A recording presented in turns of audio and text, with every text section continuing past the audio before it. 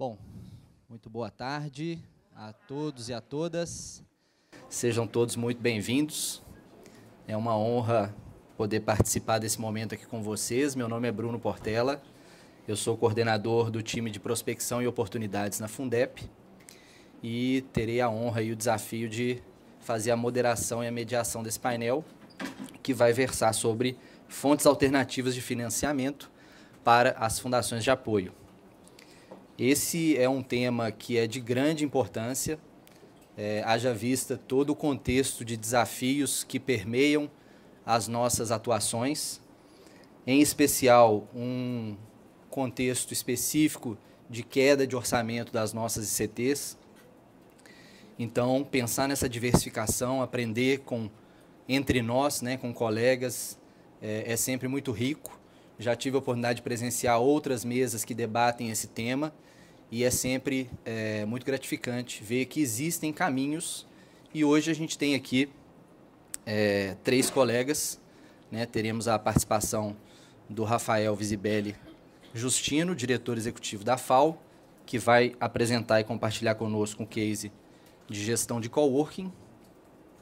Também temos o professor Rodrigo Gava, diretor-presidente da Funarb, que vai trazer para a gente um pouco mais de informações a respeito do case dos laticínios Viçosa, mundialmente conhecido, diga-se de passagem. E teremos também a honra de receber o Carlos Lopes, diretor executivo da nossa Fundepar, que é o nosso fundo de participações, para compartilhar também um pouco sobre essa dinâmica. Como que vai funcionar nosso tempo aqui? A gente vai ter uma exposição de cada um deles, em torno de 15 a 20 minutos. Depois a gente volta todo mundo para a gente fazer uma rodada de perguntas e também abrir para que vocês possam trazer as suas dúvidas e as suas questões para cada um deles. Espero que todos aproveitem bastante. Desejo sucesso aos nossos painelistas e aproveito para já convidar Rafael Visibelli, diretor da FAO. Uma salva de palmas.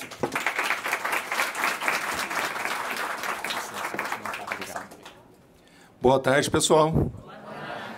Antes da gente começar, eu gostaria de agradecer o convite da Fundep e do Confis, a pessoa aqui do Bruno, e também dizer que é uma alegria poder debater um tema tão importante com o Rodrigo e com o Carlos. É um tema que é muito essencial nos dias de hoje para as fundações de apoio. Haja vista o cenário que a gente vem enfrentando, principalmente em questões de financiamento de recursos e da dependência de despesas operacionais administrativas. Eu sou Rafael, sou diretor executivo da FAO há 8 anos, sou colaborador da Fundação há 25 anos. Então, vou trazer um pouco do histórico nosso, que culminou no nosso case de sucesso. Eu vou falar um pouco de como a FAO transformou um espaço em estratégia. Tá? A FAO, para vocês, só para a gente situar, uma fundação de apoio localizada no município de Uberlândia. Nós atendemos a Universidade Federal de Uberlândia, fomos criados pela universidade por seus professores e colaboradores. Em 82, completamos 42 anos. Nós atendemos 7 instituições de ensino, universidades, ICTs e Instituto Federal. A UFO é a nossa principal apoiada. Em Minas Gerais, nós ainda temos a UFTM de Uberaba, Instituto Federal do Triângulo Mineiro de Uberaba, e a EBSER, que é o Centro de Pesquisa do Hospital de Clínicas da Universidade Federal de Uberlândia. No estado de Goiás, a Universidade Federal de Jataí, a Universidade Federal de Catalão, e no Mato Grosso, a Universidade Federal de Rondonópolis. 5 dessas instituições num raio de 100 quilômetros da cidade de Uberlândia. Para a gente falar de como a FAO teve sucesso numa gestão de um espaço, que é a sede da Fundação, isso aconteceu devido aos desafios financeiros que nós enfrentamos de 2012 a 2018. Tá? Isso que eu vou trazer é uma característica da FAO. Algumas fundações do Estado de Minas, principalmente, também passaram por alguns desses períodos. Em 2000, vou falar, a gente trazer a importância de diversificar as fontes de receita e não ficar totalmente dependente das despesas operacionais administrativas. Em 2010, a FAO iniciou a construção de sua sede própria. Tá? É um prédio próprio, terreno próprio, em frente à Universidade Federal de Uberlândia. Em 2012, quando a gente estava prestes a finalizar a obra, nós tivemos um golpe importante, que foi uma liminar do Ministério Público Federal, através de uma ação civil pública, que proibiu a cobrança dos custos de pós-graduação. Nesse período, essas receitas e despesas operacionais administrativas de cursos de pós representavam 60% da receita da fundação. Então, isso foi um duro golpe. Nós conseguimos, ainda com recursos em caixa, finalizar o prédio, continuar com a obra. Em 2014, nós tivemos uma crise da Petrobras. A Universidade Federal de Uberlândia é um grande polo na engenharia mecânica, na engenharia química, de projetos de P&D, a maioria deles financiados pela Petrobras. Então, em 2014, por conta de Lava Jato, toda a crise impactou a Petrobras, que impactou o financiamento de projetos, e a gente também tinha uma grande dependência de projetos de P&D Petrobras. Em 2017, nós concluímos, a duras penas, o prédio. Não estávamos preparados para a mudança, para assumir toda uma estrutura, né, e toda uma despesa que demandaria do imóvel. Porém, o Ministério Público determinou que a fundação ocupasse o prédio. Então, nós tivemos que, em 40 dias, sair da sede onde nós estávamos, que era um prédio da Universidade Federal de Uberlândia, para ocupar a nossa sede, que é um prédio de 2.284 metros quadrados. Em 2018, quando a gente tinha acabado de assumir a sede, nós tivemos uma crise que impactou muito as fundações do Estado de Minas, principalmente as fundações médias e pequenas, que foi a crise da FAPEMIG, né? A FAPEMIG, ela ficou quase 3 anos aí, né, sem repassar recursos para as fundações. E no Estado de Minas, são recursos que giram muito, é um recurso importante para fluxo de caixa das fundações pequenas e médias, né? Na FAO não foi diferente. E qual foi o primeiro passo que nós demos, né? Foi aproveitar o ativo que nós tínhamos. A gente tinha acabado de ocupar um prédio, nós ocupamos só uma parte do prédio, porque, devido a essas crises, a fundação ela foi diminuindo suas atividades, foi fazendo reestruturações, né, diminuindo o número do quadro de colaboradores. Então, a fundação ocupou uma parte, que é o térreo do prédio, e nós disponibilizamos para locação 1.300 metros quadrados, né? Isso nós começamos em 2018, intensificamos, por incrível que pareça, na pandemia, né? Foi quando a gente teve o maior número de procuras por espaços, e finalizamos, em 2021, nós estávamos com 100% do espaço locado. Então, assim, isso, nós aproveitamos toda essa consolidação que a gente tinha, né, que nós temos com a gestão de projetos, né, para atrair empresas que queriam fazer parcerias com a Universidade Federal de Uberlândia. Reforçamos a nossa imagem, que estava bastante desgastada por conta das crises, por conta da determinação do Ministério Público em ocupar o prédio. Então, isso ajudou a fortalecer a nossa imagem, porque nós começamos a dar conta de toda a despesa do prédio. A universidade achou que a FAO não fosse conseguir, que a FAO fosse entrar em insolvência. Então, a gente conseguiu, e isso ajudou bastante nessa relação com a Universidade Federal. E a ocupação compartilhada, hoje, ela é 100% do prédio, são 7 empresas, além da FAO, e no ano de 2014 gerou uma receita de R$510 mil. Né? Eu sei que é muito pouco, comparado com receitas de outras fundações, mas é um recurso que é revertido para o prédio, para a manutenção e melhorias do prédio. Isso representa em torno de 6% da receita da fundação anual. E, mais recentemente, a gente deu outro passo, né, que foi aproveitar uma estrutura. Era uma empresa de tecnologia que estava alocada no prédio. Ela mudou a base para Belo Horizonte e desocupou a maior sala que nós tínhamos no prédio, 90 metros quadrados, uma sala e nós deixamos essa sala em stand-by, com a intenção de criarmos um cowork para atender inicialmente uma parceria com o TecnoUFO e o CIAEM da Universidade Federal de Uberlândia. Uma vez que o TecnoUFO não tem um espaço físico ainda concluído e o CIAEM está com todo o seu espaço hoje já com empresas incubadas. Então, eles estavam com um número grande de incubadas não residentes. Então, nós fizemos uma pesquisa de mercado, um plano de negócio, contratamos uma empresa, fizemos toda a parte de branding, de naming do espaço, porque as empresas que estavam no prédio, elas são locatárias da Fundação de Apoio Universitário. Nós queríamos dar um sentido, nós não queríamos ser só um centro empresarial.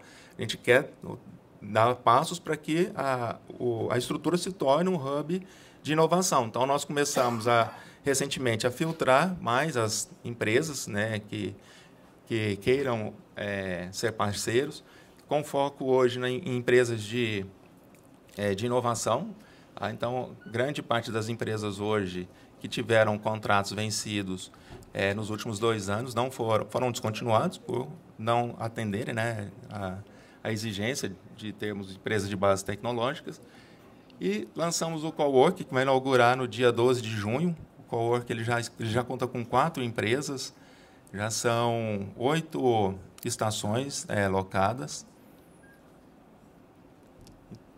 Então, ele tem toda uma estrutura de estações, que podem ser usadas de forma híbrida ou permanentes. E nós temos salas também individuais, para dar suporte às empresas que fazem parte do cowork e até mesmo das empresas que estão junto conosco na fundação. Dentro do espaço, nós temos ambientes de descompressão, nós temos um mercadinho todo automatizado, então atende bastante às necessidades de quem transita dentro do prédio. E a projeção de resultado é de 15% da receita do centro empresarial que nós temos. E o importante dizer é que isso não é nem uma questão financeira, não é nem para a gente agregar mais recursos financeiros. Até mesmo para posicionar a fundação dentro do ecossistema de empreendedorismo e de inovação, dentro do município de Uberlândia. E através do coworking, nós já conseguimos algumas parcerias importantes, que é o Uber Hub, que é um hub, uma comunidade de inovação, uma das maiores do estado de Minas, Eu acredito que alguém aqui já ouviu falar. O TecnoUFO, nós estamos firmando agora uma parceria com o TecnoUFO, onde as empresas incubadas não residentes e as associadas não residentes, elas terão um desconto na alocação de espaços dentro do nosso prédio. Nós já temos uma empresa, que é do TecnoUFO, que é parceira nossa, e o Uberlândia Summit, que é um dos maiores eventos hoje de inovação no estado de Minas, que acontece em Uberlândia, vai acontecer pelo 3º ano consecutivo. A FAO é uma das apoiadoras, e esse ano o apoio vai ser em nome do COE. Aqui um pouco do Uberlândia Summit no ano de 2024. E um vídeo para vocês conhecerem o espaço. Você já conhece a origem do nosso nome? Não? Então senta que lá vem a história. Coé é uma palavra tupi-guarani que significa aqui mesmo. Ela reflete a fusão da cultura ancestral com a contemporaneidade. O nosso espaço de cowork está enraizado em suas tradições, mas sempre voltado para o futuro. No Coé Cowork acreditamos que a colaboração é a chave para o crescimento e que todos têm um papel essencial na construção de algo maior. Cada profissional, startup ou empresa que passa por aqui traz consigo uma visão única. E o nosso espaço está preparado para acolher e potencializar essas ideias. Criamos um ambiente acessível e inclusivo, onde cada indivíduo pode explorar o seu potencial e transformar suas ideias em realidade. Aqui, tradição e modernidade se encontram para criar um ambiente que estimula a criatividade e o compartilhamento de ideias, impulsionando a inovação em cada detalhe. Trabalhamos juntos, crescendo juntos, porque acreditamos que o sucesso é compartilhado. Coé Cowork, mais que um espaço, uma comunidade.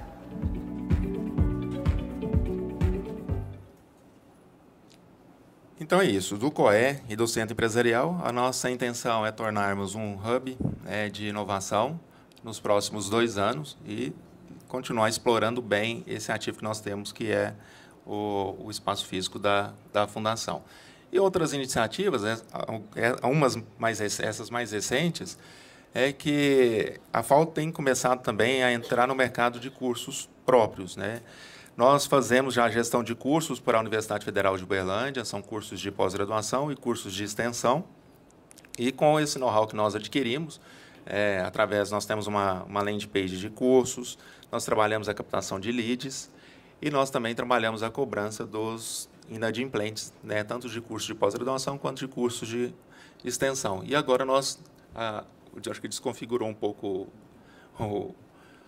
o slide, mas dá para vocês entenderem. Nós estamos com um curso agora de licitação, com obras em serviços de engenharia. Vai acontecer no mês de agosto, 7, 8 e 11, de forma híbrida. Aproveito para fazer a divulgação. Então, essa é uma iniciativa que nós estamos iniciando, começando agora, e a gente espera que dê frutos. Então, o mais recente, né, e um pouco mais famoso, é o Café Porandu. O Café Porandu é uma parceria da FAO com o grupo da Semente à Xícara, que fica no campus de Patos de Minas, é um campus avançado da Universidade Federal de Uberlândia, em parceria também com 4 grandes produtores de café do Cerrado Mineiro. Então, nós estamos trabalhando esse produto. Ele ainda está numa fase bem inicial. O objetivo dele é utilizar pesquisa, com inovação, inteligência artificial, com sequenciamento de DNA, para que a gente continue com essas parcerias com os produtores. Em breve a gente lance um produto da Fundação em parceria com a Universidade Federal de Uberlândia. E todo mundo que procura a FAO fala, tem que fazer igual a FUNARB. Eu falei, gente... Aí a gente fica numa pressão muito grande.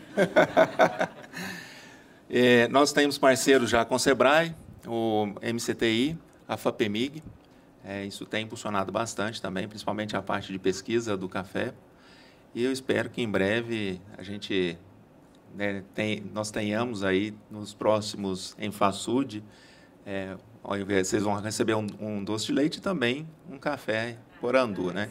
Nós vamos sortear uma garrafa, uma garrafa com o grão, um dos melhores grãos que foram selecionados no ano de 2024, tá? Nota, se eu não me engano, 87, então um café muito especial mesmo, e nós vamos sortear em outro momento ali da plenária. E para finalizar, peço que vocês nos sigam, nos conheçam melhor através das nossas redes sociais. Daí, nas considerações finais, dizer que as formas alternativas de financiamento, elas não são apenas complementares, elas têm que ser estratégicas, né? Porque senão pode ser um tiro no pé e a gente, ao invés de você estar buscando fontes alternativas de financiamento, a gente está adquirindo um compromisso que pode virar uma dívida ou um compromisso que a Fundação não dê conta de atender. O nosso caso é um caso específico de utilização de um ativo, que é a nossa sede. A gente passou a depender menos de doas, apesar que significa muito pouco ainda, mas pelo menos para a manutenção e melhoria da estrutura, hoje a gente não precisa de projetos para mantermos. Não só a estrutura, mas também as pessoas que trabalham na gestão do prédio. E a maior resiliência também, frente à oscilação no cenário político e econômico, e a possibilidade de reinvestimento em inovação, estrutura e pessoas. Tá? Isso é extremamente importante, porque toda a receita é reinvestida na Fundação. Tá? A gente não usa essa receita para outras finalidades. E um fortalecimento da marca da Fundação e agora do COE. Então, eu agradeço e me coloco à disposição de vocês. Obrigado.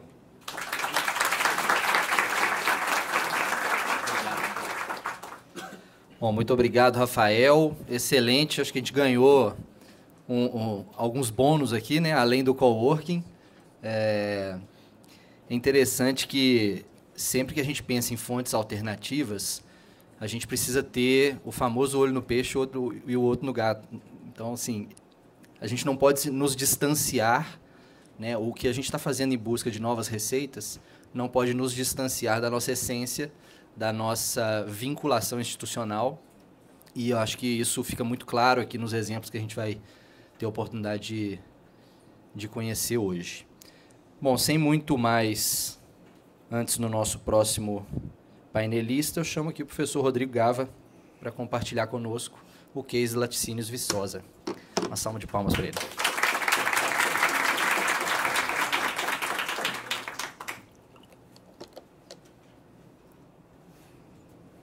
Bom, boa tarde mais uma vez a todos.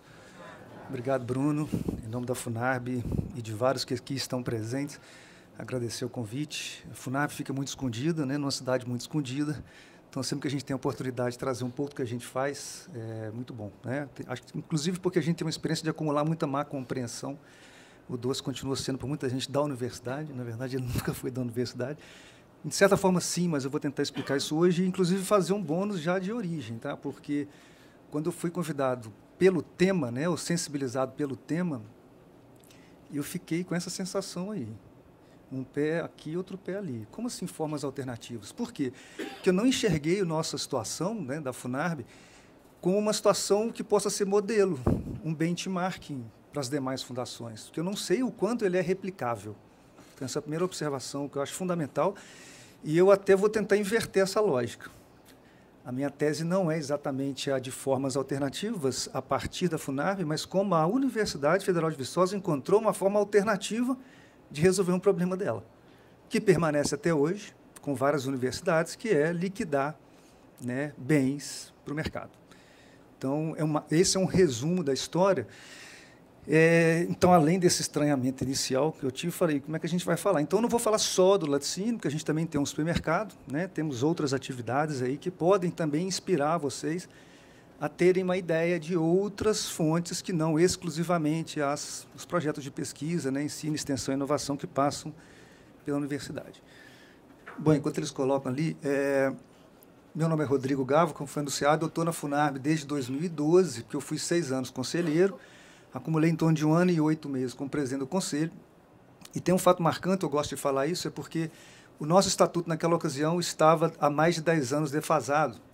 E minha primeira reunião, quer dizer, a última reunião do anterior, a minha primeira reunião como conselheiro em 2012 foi a última do presidente do conselho de então. E ele se despede fazendo um apelo para a gente atualizar, porque a FUNARB, para crescer, para se modernizar, precisaria ou reorganizar ou repensar seu estatuto. Bom, passaram-se ali vários anos, aí lá para 2016, mais ou menos, me pressionaram dentro do conselho, que a gente elege dentro do próprio conselho, para ser presidente. Eu arrumei uma bela desculpa, que eu já estava com o meu pós-doc encaminhado. Eu falei, se não sair bolsa, eu permaneço. E, por uma condição, eu topo ser presidente. Só que entrou um governo que cortou bolsa, né, em 2018, a gente não tinha bolsa de nenhuma espécie e tal, eu fiquei meio sem... Tive que honrar minha palavra.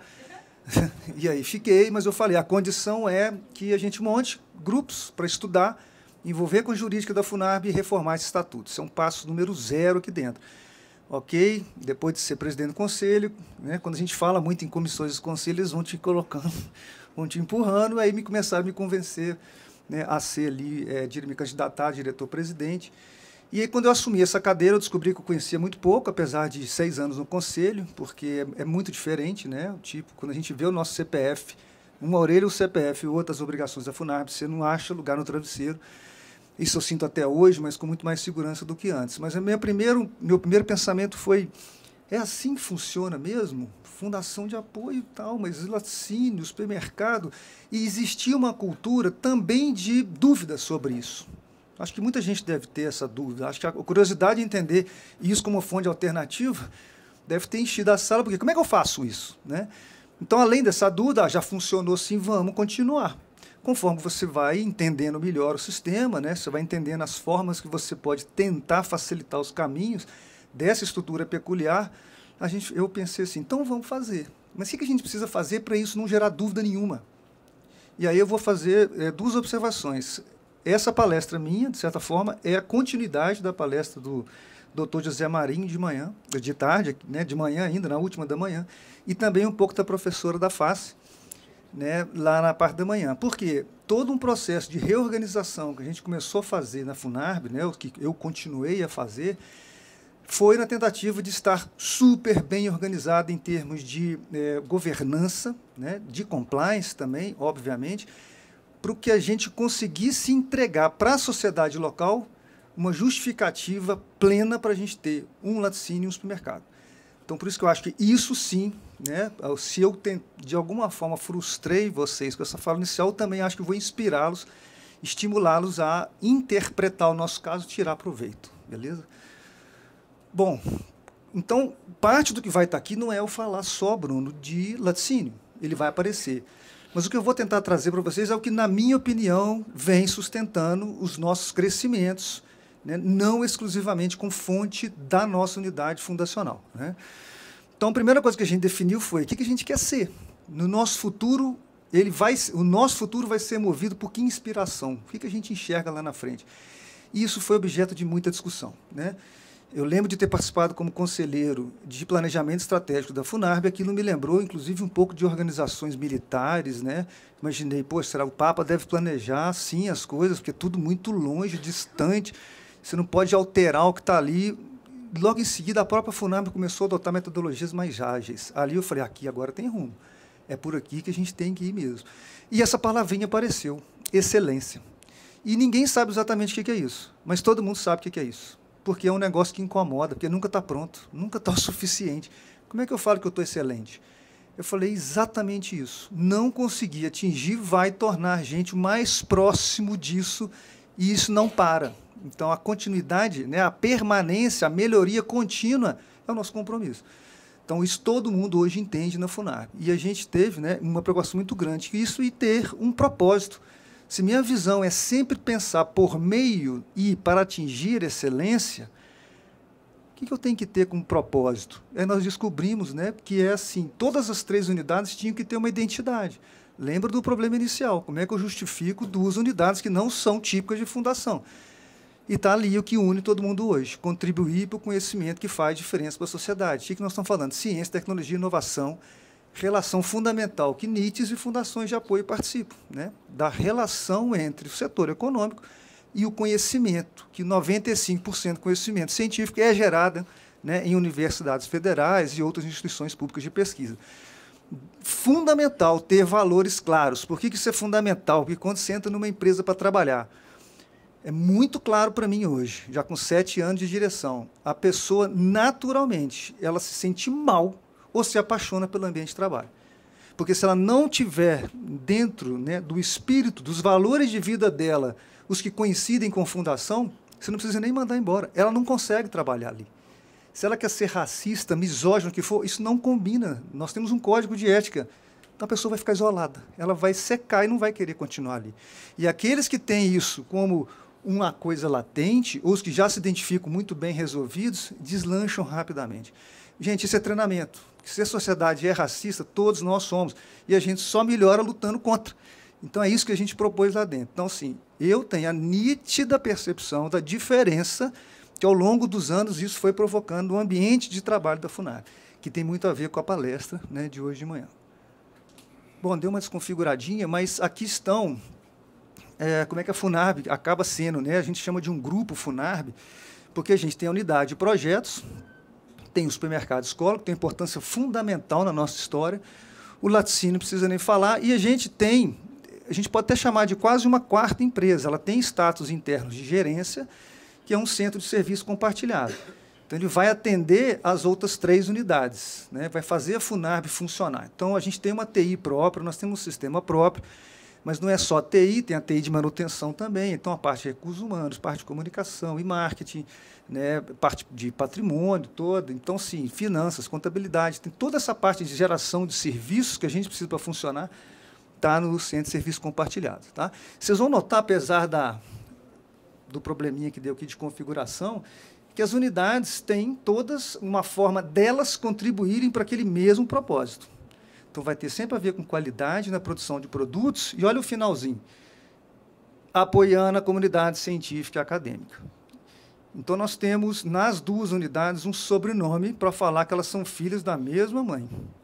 Se a mãe é a fundação, os filhos são fundacionais. Então, nossas duas unidades têm infraestrutura exclusivamente, né, não exclusivamente, mas totalmente pensadas para gerar apoio à pesquisa, ensino, extensão e inovação da Universidade Federal de Viçosa. Salas de aula prática e teórica. Na prática do laticínio, nós temos a redução de todas as máquinas usadas nos processos de produção, do doce e da linha de frios, que pouca gente deve conhecer, porque ela é mais regional. Tá?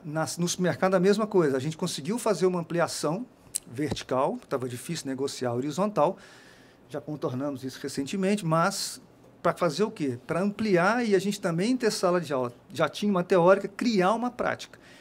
A gente tem já estudantes de mestrado, doutorado, graduação, TCCs que circulam. Vocês vão ver ali, ano passado, 24, passaram quase 6.000 alunos pelas 3 unidades. Então, tudo a ver com o que o José Marinho falou pela manhã, as preocupações em eu gero lucro que é bom, né? Um superávit benéfico à sociedade. Primeira delas, a que a gente tem o credenciamento para funcionar, mas vocês também vão ver que a gente tem números fora dali. Essa aqui é a sede, né, da unidade. Essa é a reta chamada Avenida da Agronomia, o Vale da Agronomia. Aqui está a Funarb, né, nesse prédio, ali um auditório, e lá para frente está o supermercado, dá para ver melhor aqui. Quem conhece Viçosa tem essa avenida P.H. Rolfes, né, do Peter Henry Rolfes, primeiro reitor da universidade, que veio dos Estados Unidos. Então, você tem ali uma via alternativa para a Lagoa e chega no supermercado escola, nessa mesma avenida da Agronomia, lá no fundo daquele prédio que eu acabei de mostrar, é a sede, né, da unidade de fundação, unidade de projetos, e tem uma continuidade da P.H. Rolfes que vai dar no laticínio escola. E aqui eu já destaco uma fonte alternativa, sim, mas por causa da universidade. Vocês estão vendo aqui, ó, o EP em suinocultura, Departamento de Zootecnia, UFV. O que são as UEPs? É um problema histórico que fez a Funarb existir a partir de um problema do supermercado, que não era supermercado, era um postinho de abastecimento. Então, uma história rapidinha. Estou com medo de arrebentar com o tempo, mas vamos lá. Viçosa, a UFV tem 6 vilas dentro do campus. 5 vilas de servidores, imagina, ela surge como veterinária e agronomia. Tem que ter sítio, tem que ter gente para capinar, para limpar, para criar o porco, criar o peixe, e por aí vai. Então, tem vilas espalhadas para servidores da época. Nenhum hoje mais tem código de vaga, então assim, estão acabando, mas era assim. E uma vila de professores com 53 casas. Então, fazendo a conta, mais ou menos, uns 350 pessoas viviam ali. Os alojamentos, que são 5, se eu não me engano, já naquela época suportavam 1.150, né, dormitórios, assim, leitos para pessoas morarem. Nós estamos falando de quase 1.500 alunos, e quando a Funarb surge em 1979, tá, que a gente surge justamente, a Funarb é criada para fazer a liquidação de um tal postinho de abastecimento. Por que tinha esse posto de abastecimento? Que esses 1.500 pessoas não tinham asfalto, quando chovia, desciam de barro para ir num raro mercado da cidade e voltar carregando aquilo para casa. Só nem tinha carro direito. Então, a realidade é muito específica. Então, assim, nós somos criados, olha só, a lei de fundação está na década de 90. Nós estamos falando de 1979, uma realidade muito específica que aconteceu com a gente. E isso o Ministério Público entendeu, né? Eu vou chegar nele. Mas a gente surge em 1979 para poder liquidar essas vendas, porque não há lei que suporte no direito público a universidade vender nada, né? Então, a fundação é criada, a Fundação Arthur Bernardes, com fins privados, para poder vender aquilo. Os enlaces jurídicos mal, né, explicados, à época também havia, né, uma distância, não sei se a distância de Viçosa para o mundo do controle ajudou um pouco, o contexto era muito diferente, regime militar. Então, a gente começa assim. Um ano depois, 1980, uma sala de aula prática de fazer produtos lácteos para 2 cursos da universidade, lá no Departamento de Engenharia de Alimentos, tem o mesmo problema. Você faz a manteiga, você faz o queijo, você faz o iogurte, e o que faz com isso? Não pode dar, não pode vender, não pode fazer nada. Põe na fundação de apoio, uma instituição terceiro setor com fins privados. Pronto. Né? Uns 3 ou 4 anos depois que vai começar a operar os primeiros projetos, né, que a gente vai conhecer hoje com muito mais amadurecimento. Tá? Então, essa é a origem da Fundação Arthur Bernardes. Tá? Então, só para terminar, essas UEPs, que foi um caso, recebemos várias visitas, né, Theo, foi o primeiro caso que uma ICT federal resolve o problema de liquidação de produtos ligados à produção científica. Então, são unidades específicas que você tem aula prática, basicamente, e também tem tanta infraestrutura tecnológica que pode ser usada para fazer pesquisa. Né? Você tinha lá o melhoramento genético de gado de leite. Será que a vaquinha, o bezerrinha que nasceu, né, a novilha, vai gerar, será que está incorporada nela a boa genética? Peraí, mas tinha 2, como é que tem 3 agora? O controle não aceitava isso. Aí você não pode matar o bicho, você não pode enterrar, problema ambiental, você não pode dar, porque pode dar problema em alguém, a Anvisa não reconhece, como é que faz? Então, o que a gente passou, e muitos ainda passam? O controle finge que não vê, a gente finge que não faz. Só que teve uma denúncia. E a denúncia também é porta de solução de problemas. Respira fundo, interprete a denúncia, vamos começar a consertar as coisas daqui. Na ausência de leis, vamos criar normas. E a gente começou, a FUNARB, junto com a universidade. Isso não foi uma coisa simples, demorou um tempo, né, daqui e dali, posições distintas. Por qual que era a saída que chegou do TCU para o UFV? GRU.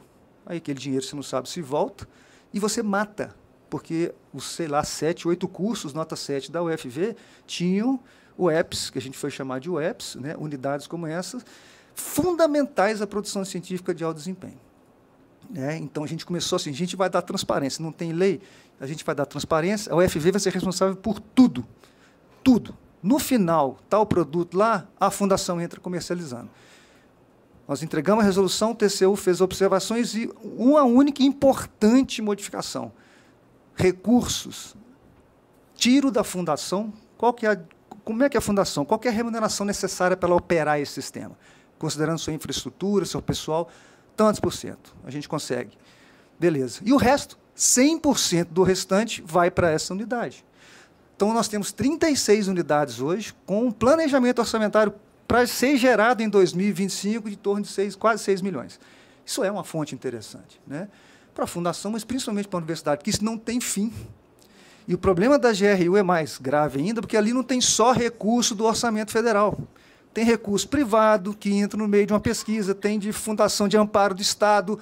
Como é que a gente vai colocar tudo num balaio? Então, a solução hoje já está amplamente, né, disseminada no campus. Tem quem tiver curiosidade, entra no site da UFV, pode pôr no Google, vai chegar lá na diretoria de governança institucional, tem a norma lá, tem os passos, tem tudo como é que foi feito e aprovado. Então, isso acabou, né, destacando que tem muitas UEPs hoje em amplo funcionamento. Eu, professor Olindo, que está aqui, né, com a gente, José Reis, a gente está, né, na direção. Essa foto vai ser ilustrativa para o nosso organograma, porque a gente eliminou um cargo de diretoria, que eu achei um passo fundamental para a Fundação, considerando o nosso caso, Viçosa. Eram 3 diretores: diretor-presidente, Ciência, Tecnologia e Inovação, e diretor administrativo e financeiro. Numa universidade onde 80% a 90% das competências são agrárias, quantos professores têm formação administrativa e financeira? E se são poucos, só serão eles os possíveis candidatos? Achei aquilo muito sem sentido. E as experiências anteriores mostravam que era mais uma ampliação da capacidade de você articular a votação para ser eleito do que uma competência diária que a Fundação não pode abrir mão. Então, eliminamos, por reforma daquele estatuto lá atrás, 2016, esse cargo, ficaram só 2 diretores como proposta, e o José Reis, que apareceu naquela foto, também está aqui, se tornou o cargo CLT, né, mais próximo da diretoria, como superintendente. Então, a parte financeira, com especialista, com formação contínua na área, deu para segurança muito grande, não só para a gente, mas para os futuros diretores que forem tocar. Então, a gente tem um conselho lá em cima, né, a parte de direção em azul escuro, toda a parte cinza, aqui aparece parte do centro de serviço compartilhado, mais próximo da direção, e o restante de serviço compartilhado. Então, aqui, financeiro, contabilidade, pessoal, departamento pessoal, né, infraestrutura e patrimônio, tecnologia da informação, ali as unidades de projetos, mais à esquerda, laticínio e supermercado. Estrutura enxuta, né, com muito relacionamento, a gente, 3 em 3 meses, revê o planejamento, as ferramentas mais modernas permitem com que a própria equipe comece a alterar, dependendo do grau de gravidade, a diretoria convocada, dependendo da solução, é feita dentro das próprias, né, seções, dos núcleos que identificam os problemas. Tá? Aqui é só para falar que a FUNARB não tem nenhuma relação direta de posição na sua direção com a universidade. Mandatos não coincidem, nós nos candidatamos em chapa e nós somos eleitos por um colégio eleitoral com representatividade dos 4 centros de ciência, mais os 2 campi fora de sede. Né? Então, isso é muito importante, gente, porque dá autonomia. Não existe ingerência da universidade para cima da FUNARB. Isso é sensacional, porque a gente planeja a FUNARB como uma entidade privada mesmo, uma empresa. E já vou anunciar outra coisa. Ao termos duas instituições ligadas, que a gente considera, inclusive, como filiais, a gente também, como fundação de apoio, a cada dia se distancia de uma cultura de universidade pública, que geralmente povoa muitas fundações, como a gente já esteve, e a gente se torna cada dia mais uma empresa preocupada em ter superávit, né, sobrenome ou codinome do lucro no setor empresarial, mas preocupado com isso. Por quê? Porque o laticínio concorre com multinacionais, o supermercado concorre com outros mercados regionais com muita força. Então, isso também penetra na fundação de apoio. A gente leva um espírito fundacional para eles, que tem vários ganhos, e a gente também recebe essa ideia. Okay? A nossa diretoria só pode ser reeleita por uma vez e tal, assim como os membros do conselho. Okay? Aí aqui vem coroamento de um esforço gigantesco, que também tem a ver com palestras dadas ontem, que a gente começou em 2019, né, a reformulação, quase a elaboração, de fato, de um código de ética. A FAPEMIG tentou estimular, melhorando a DOA dos projetos dela, com uma planilha. Quem tem algum programa de integridade, compliance, pode gozar de um percentual maior da chamada, infelizmente, taxa, né, porque não é. E a gente falou, não, a gente quer isso na veia, a gente quer melhorar nossa governança. E a gente já estava discutindo nosso código de ética, vamos seguir firme nessa trilha. Pessoal, 2019, foi no meio do ano passado, nós estamos falando de 5 anos, né, que a gente teve uma certificação internacional. José gosta muito de falar, e eu adoro essa frase dele, que é, eu vou fazer o meu programa de compliance, e aí, qual que é o crédito que eu tenho para falar que o meu programa é o melhor, né, está suficientemente bom? Se não, vamos tentar ver como é que é ter o estado da arte de uma governança baseada em compliance. E aí a gente foi atrás de uma certificação internacional, não foi fácil, que a gente demorou mais um tempo, porque estávamos muito perto. Só que a quantidade de exigências de política, de transparência, de você ter como rastrear a documentação, revisão de não sei quantos mil processos, fez a gente pegar um fôlego maior, mas aí a gente conseguiu, né, ter a certificação da ISO 37301. Esse ano teve a primeira renovação dessa ISO, a gente teve a aprovação, então está mantida, e a gente acrescentou a 37001 e tivemos a recomendação dela aprovada pelo analista, ela é anticorrupção. Então, isso dá uma segurança, principalmente quando a nossa equipe vai trabalhar com financiamento internacional ou com alguma empresa privada que quer coaportar recursos. Ah, mas como é que é a governança de vocês? Você mostra esse selinho aí, né, e aí, na mesma hora, a conversa flui, as coisas andam. Então, isso é o coroamento, porque o que foi necessário internamente, eu recomendo, mas dá trabalho. Mas tudo que funciona dá trabalho. E a gente está lá para trabalhar, né, como foi falado hoje pela manhã. Então, isso aí para a gente é muito importante. Teve que ser montada uma série de estruturas ligadas ao compliance. A FUNARB hoje é completamente diferente de quando eu comecei meu mandato. Aqui alguns dados, né, do Somos Escolas de Verdade, os quase 6 mil alunos que passaram por lá, a gente também, os estágios que a gente oferece, né, principalmente para a UFV, mas não só, tem outras universidades lá próximas. Jovens aprendizes, já tem 3 anos que a gente já também está adotando, não adotamos antes porque não tinha escola para poder formar os alunos, para terem a prática lá, né, e a gente gasta também mais um pouco do que a gente repassa para a UFV na forma de investimento. A parte nossa de compromisso social é muito ativa. A gente, inclusive, esse ano está dando passos novos de sair lá do campus, ir para os bairros da cidade, promover ações, porque a gente já ajuda muito. Hoje a gente está ajudando, se não me engano, 18 instituições carentes na região.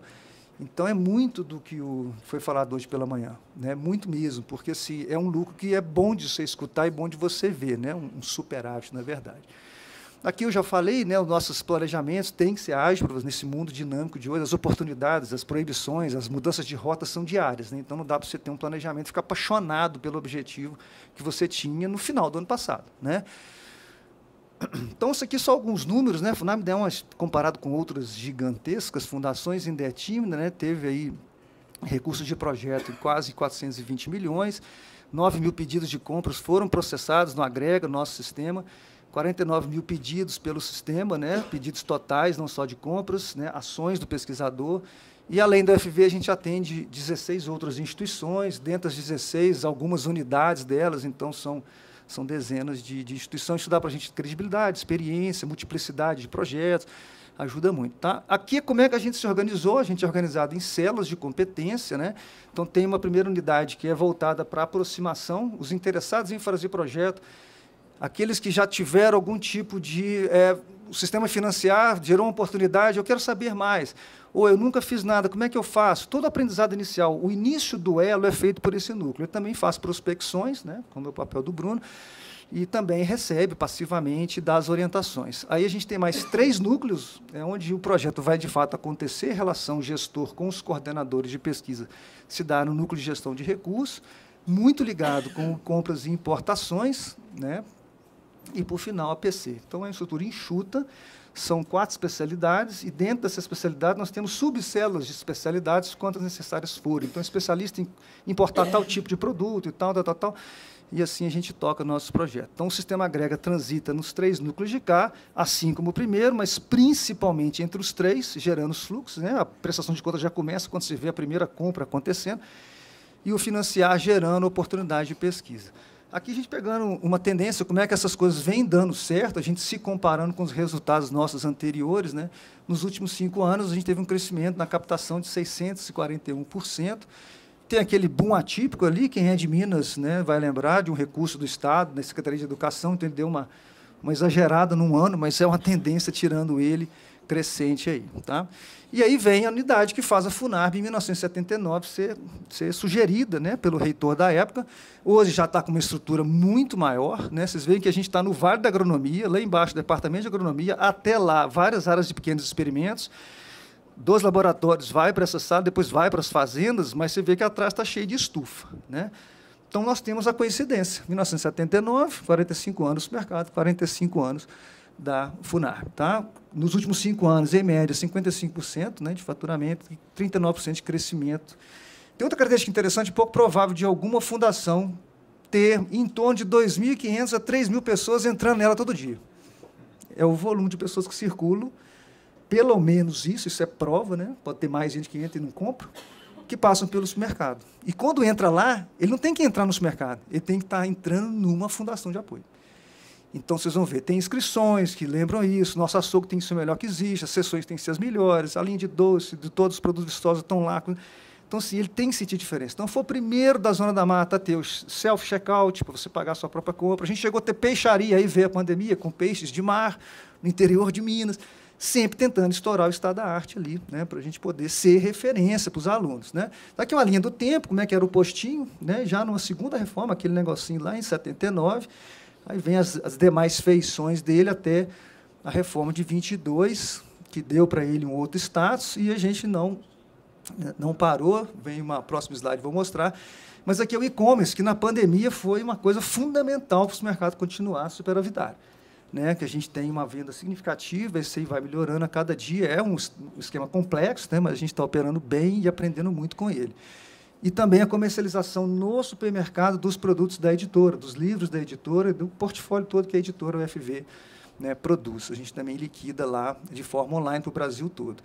Isso daqui é a foto à esquerda, é a condição atual. Isso aqui já é uma repaginação à direita em cima do layout do supermercado, que a gente vai alterar para coincidir com o nosso próximo projeto, que a gente pretende terminar até o ano que vem, em homenagem aos 100 anos da UFV, que é um restaurante-escola, vinculado ao supermercado-escola, que já vende refeições e é um sucesso absoluto no campus, pela carência de bons restaurantes. Então, a gente deve, se tudo der certo, né, está passando pela comissão de obras da UFV ainda, aquela mesma coisa de Codema, aquilo tudo, mas a gente tem esperança. A expectativa é, se ele for aprovado na integralidade do seu projeto, em torno de 200 pessoas com refeição, parte coberta 92 pessoas, que ele vai ter um deck ali para fora, próximo à lagoa.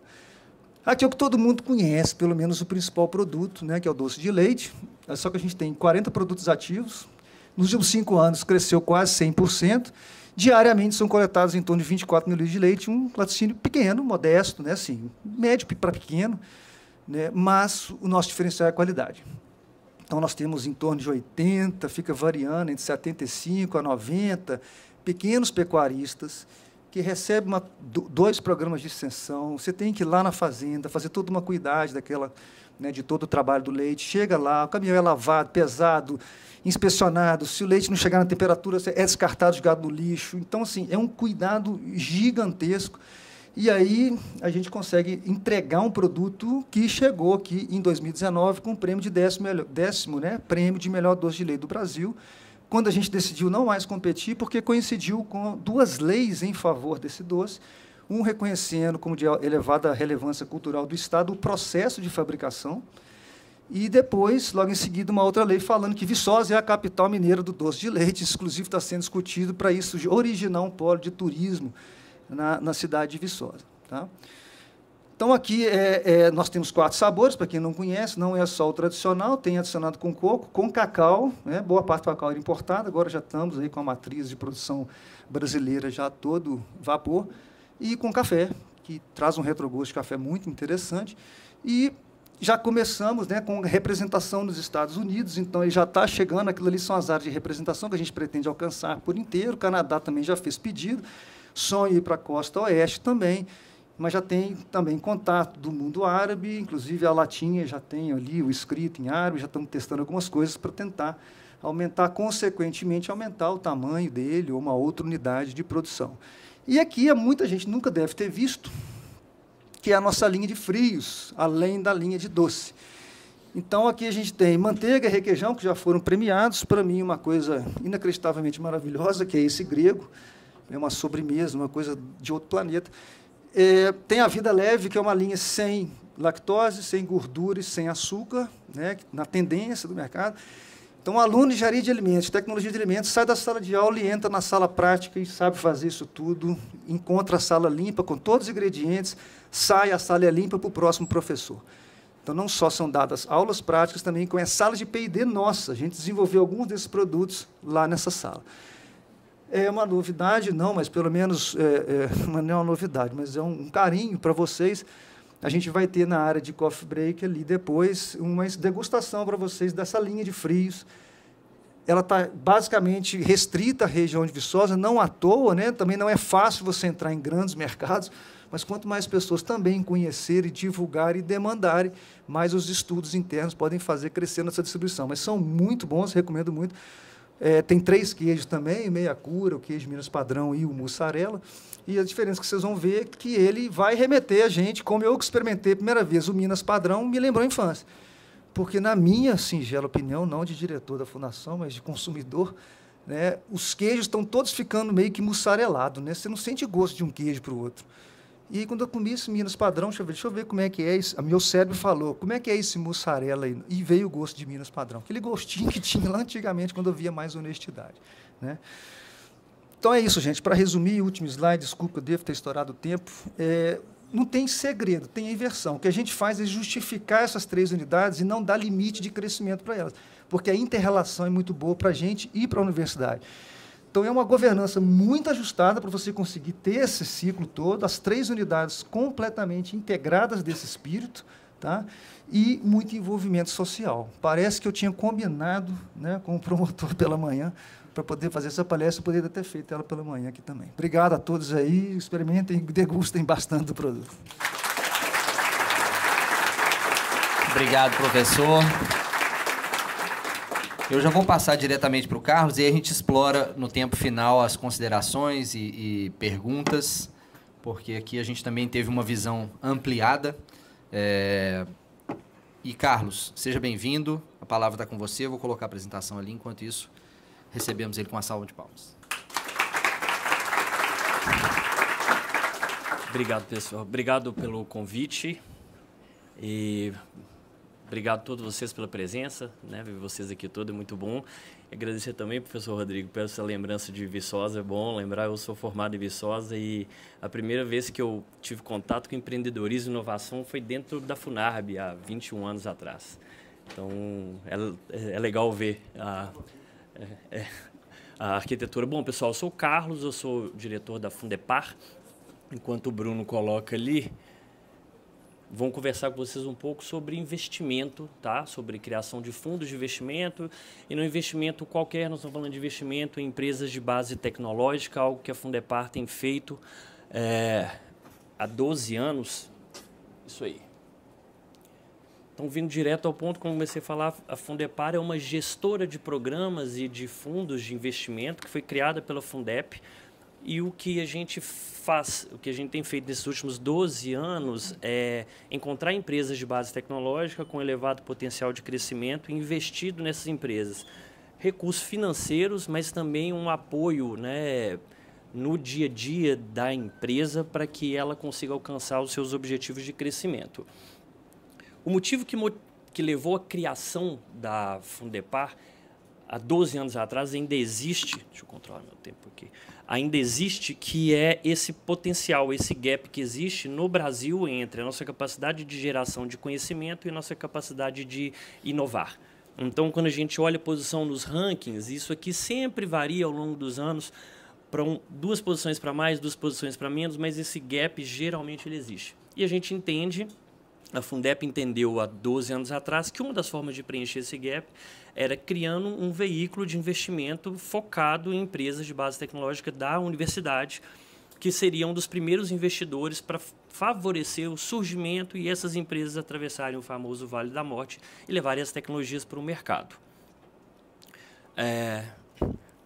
Comigo não seria diferente, também teve um erro aqui de formato. Essa é a estrutura da Fundepar. Então, a Fundepar foi criada pela Fundep como uma empresa de participações, SA, e ao longo da nossa história a gente desenvolveu 4 veículos de investimento. Então, a Fundepar ela começou a investir exclusivamente na UFMG por um programa de investimento, algo inovador e pioneiro no Brasil. Infelizmente, eu ainda repito que nós somos os únicos a fazer isso. Então, aqui é uma provocação para que a gente tenha mais fundações trabalhando da mesma forma. A Fundep faz o aporte financeiro no programa de investimento, a FAPEMIG dobra o capital.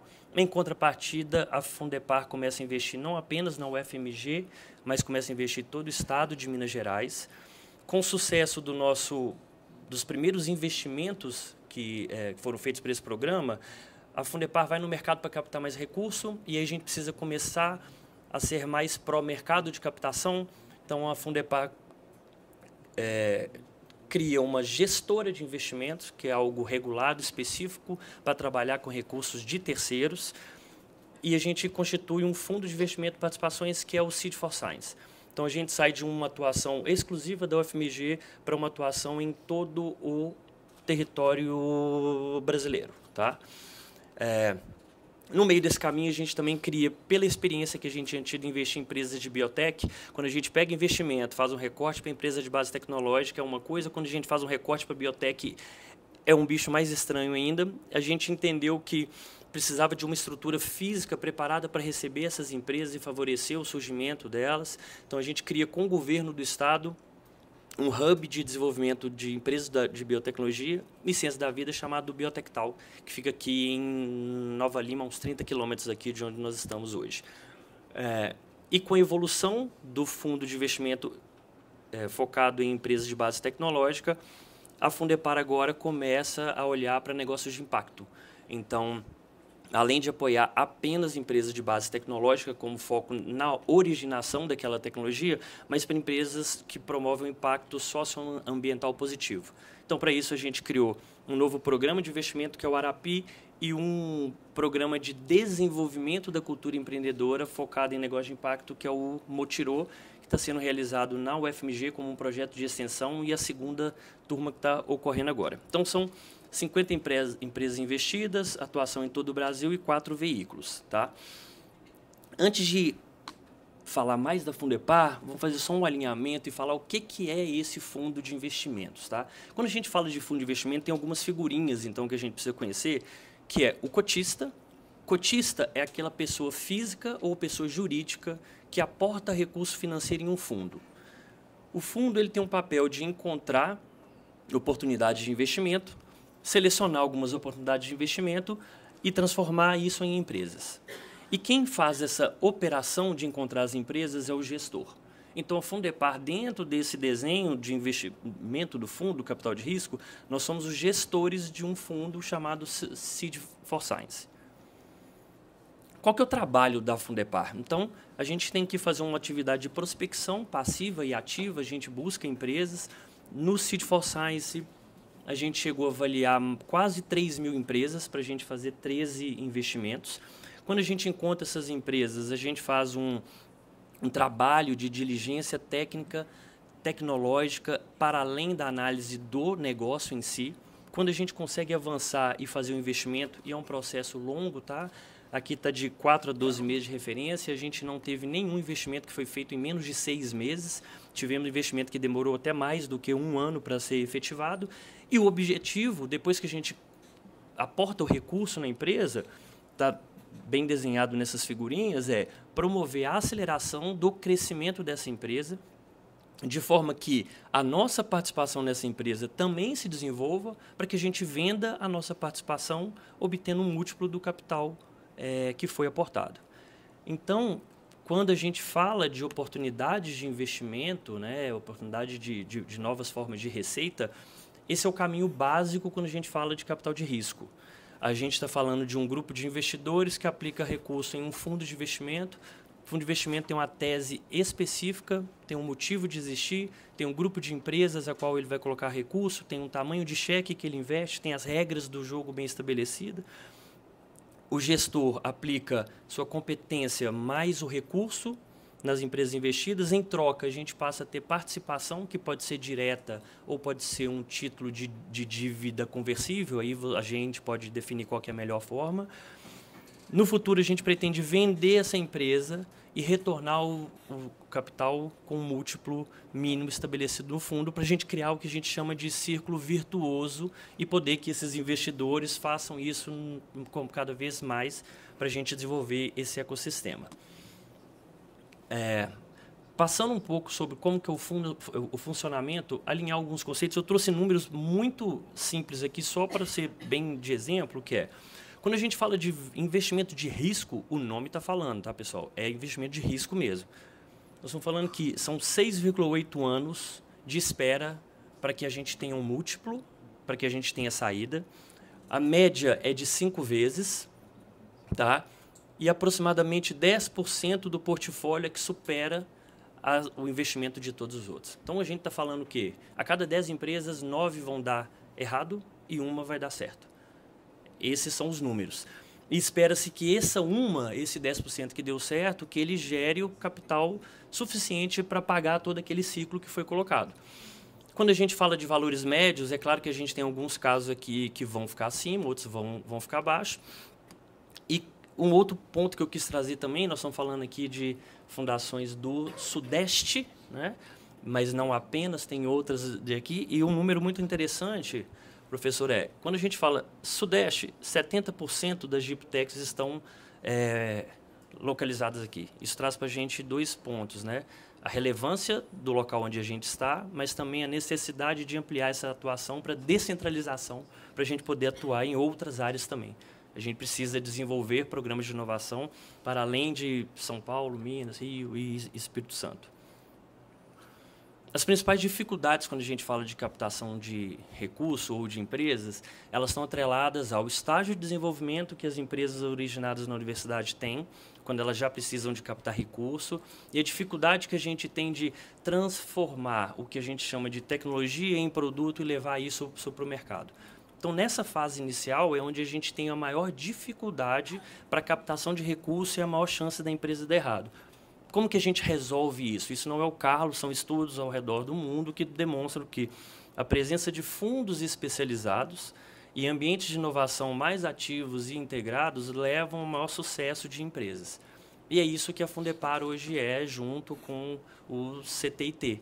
Então, a gente tem um conjunto que forma um ambiente integrado e mais ativo e um fundo focado especificamente em uma única missão, que é encontrar empresas de base tecnológica e aportar recurso. Falei tudo de forma genérica. Antes de vocês entenderem que isso fica muito longe da realidade, aí agora vão vir para o caso prático. Quando eu conto lá dos cotistas que colocam dinheiro em um fundo específico, a gente tem aqui os nossos cotistas do fundo Seed for Science. Então, nós temos aqui juntos um representante da Fundep e um representante da Funarb, que são 2 fundações que já decidiram fazer isso desde 2018. Então, Fundep, Fundepar, Funarb, junto com o Banco de Desenvolvimento do Estado de Minas Gerais, Espírito Santo, Companhia de Desenvolvimento de Minas, FAPEMIG e outro grupo de investidores, alocaram aproximadamente 40 milhões de reais para serem investidos em empresas. Então, toda aquela teoria se tornando realidade. aquele outro gráfico que eu mostrei para vocês, a gente recebia o dinheiro, fazia uma seleção de empresas. Então, esse é o resultado do nosso trabalho dos últimos 5 anos de investimento. Nós tivemos aproximadamente, são 2.900 e algumas empresas avaliadas, no qual a gente investiu em 13 empresas. Fundos de investimento, antes que você já comece a perguntar sobre retorno, geralmente ele tem uma regra de 10 anos. Então, você passa os primeiros 5 anos da vida do fundo investindo recurso e nos últimos 5 anos você começa a fazer o desinvestimento do fundo, que é aquilo que eu mostrei naquela figurinha das empresas que crescem. E para a gente contar para vocês, no nosso primeiro ano de desinvestimento, a gente conseguiu ter já um primeiro sucesso. Então, eu estou trazendo para vocês o exemplo de todo aquele desenho lúdico que eu coloquei. Um grupo de cotistas, 2 fundações aportando recurso, grupo de gestores buscando as empresas, acrescentando, e a gente vendeu uma empresa spin-off da UFMG para o grupo Bradesco há um ano atrás. E eu acabei de receber uma mensagem, quando a gente estava aqui, da contabilidade da Fundepar pedindo justificativa de que era um dinheiro que tinha aportado. É porque hoje entrou mais uma parcela, porque a compra foi feita aos poucos, entrou uma hoje. Então, isso acontece, gente. Então, é real e isso é um efeito transformador que eu acho que vale a pena fazer um parênteses aqui. Nessa foto aqui, ó, nós temos o professor Nívio Ziviani. E aí, só para vocês entenderem, quem não conhece o Nívio, conhece uma empresa chamada Google, né? E a Google só veio para o Brasil há alguns anos atrás, especificamente para Belo Horizonte, porque ela comprou a empresa do Nívio. E ela foi a segunda vez que ele estava vendendo uma empresa. Para o Bradesco foi a terceira. Então, é um caso de sucesso de um empreendedor serial, no qual nós investimos nele também em 2019, se eu não me engano, e vendemos agora. Voltando para números, então, da Fundepar, 12 anos de história, 57 empresas nesses 4 veículos investidos. Trouxe aqui alguns números, mas eu queria chamar a atenção para 2 números aqui. As nossas empresas investidas do Seed for Science, então vou fazer um recorte de 13 empresas, elas geram mais de 200 empregos e ali a gente tem 34% de mestres e doutores. Qual que é a importância disso? Não sei se vocês têm conhecimento, mas no mercado formal de empregos do Brasil, a presença de mestres e doutores é de 1%. Então, nas nossas empresas é 34%. Isso mostra que está sendo transferido tecnologia e está sendo gerado emprego relevante. Isso é um dos retornos de investimento que a gente precisa avaliar também. E outro número que eu chamo aqui é para esse aqui, ó. A cada R$1 investido pelo Seed for Science, atraiu 3,88 em novas rodadas de investimento, ou seja, outros fundos, outros investidores que entenderam que as nossas oportunidades de negócio são relevantes e aportaram recurso, e mais 1,5 de subvenção econômica. Ou seja, nós estamos falando de R$1 destravando, né, um capital catalítico, vamos colocar assim, quase R$5. Se eu não me engano, deve dar 4,7 ou 5,7 ali. Trazendo um pouco mais de informações, quando a gente começa lá no programa de investimento, aquelas primeiras 5 empresas, das 5 que nós investimos lá atrás, de 2013 a 2018, a gente encerrou a operação de duas encerraram a operação, 2 foram vendidas e uma ainda está no nosso portfólio. Então, ainda temos a chance de vender 3 de 5. Do Seed for Science, não nominando, mas eu queria trazer 2 casos, né? As 2 são da universidade.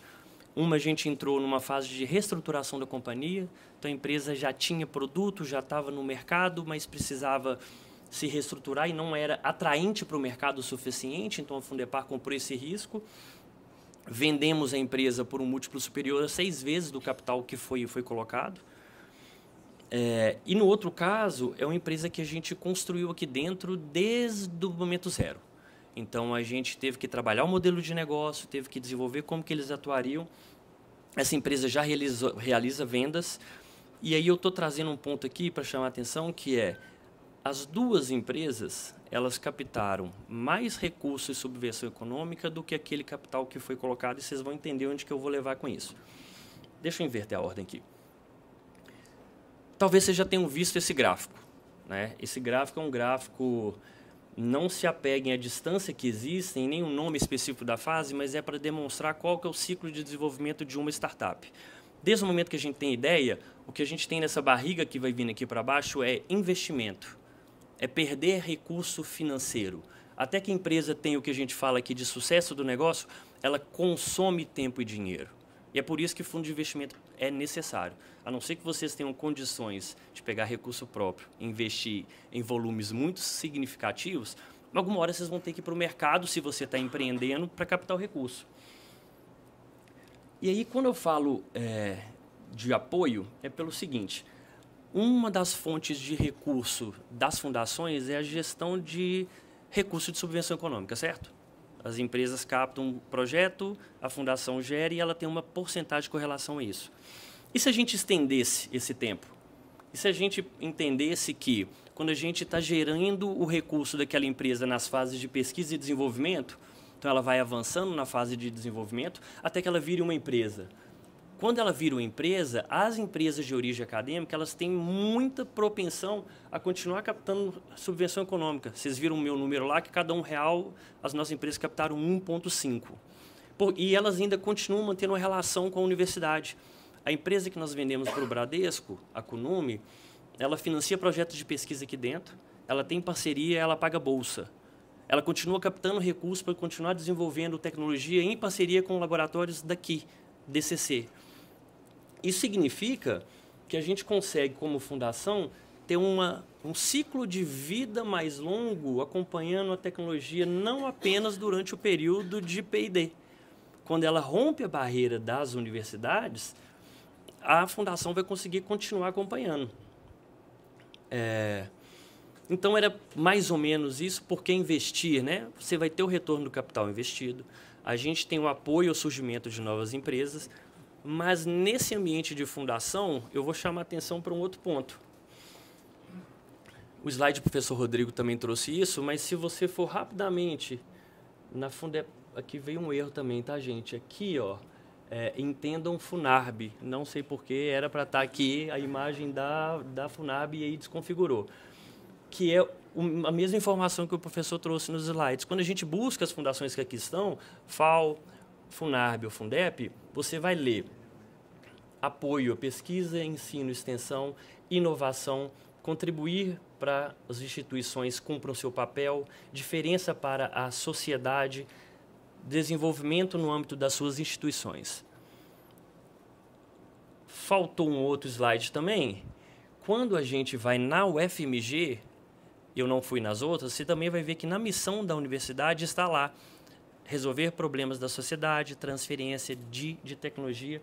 Então, se a gente for em todas as fundações, nós vamos ter encontrar algumas palavrinhas, né, de desenvolvimento institucional, fazer a diferença para a sociedade, transferência de inovação, transferência e inovação tecnológica, cumprir o seu papel junto à sociedade.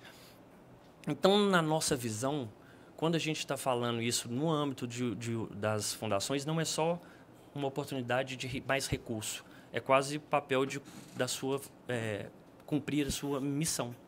A gente está falando de apoio aos investimentos, criação de startups que são oriundas de universidades e centros de P&D. Se a universidade tem isso como missão, talvez seja papel da fundação apoiar isso, não apenas com a visão de novos recursos.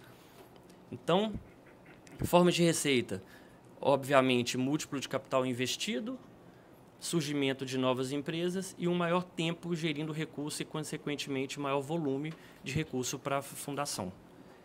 Esse é o resumo do que a Fundepar tem feito. Obrigado pela presença de vocês e a gente fica para as perguntas agora.